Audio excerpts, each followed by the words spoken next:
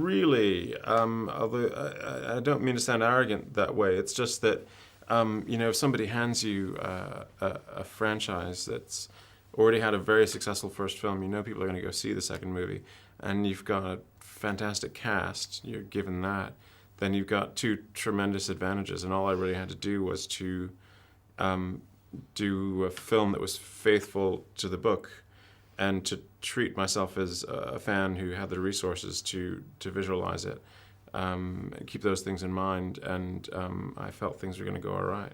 What it was like was first sitting down with each of them separately and talking to them about their characters, but really listening, first of all.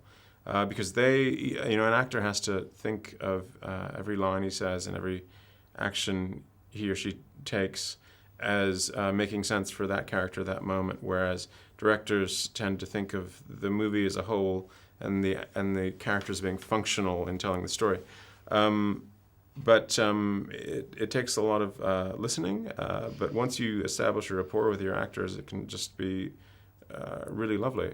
I think because I'm more like Jacob, I'm imperfect in that regard, and probably the nice guy who's always around rather than the distant guy who is flawless. That would make me Team Jacob, and I also think it's time for Taylor to be introduced to the world, for better or worse.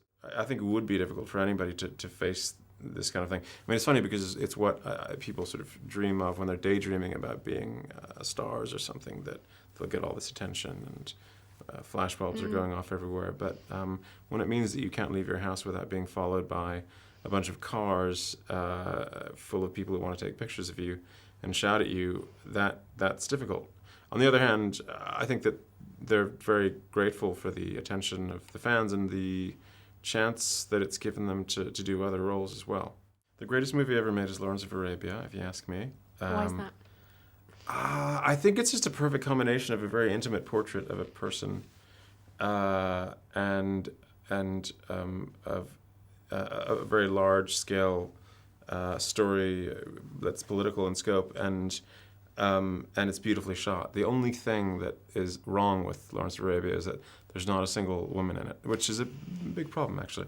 And then I'll go to Star Wars, go mainstream with it.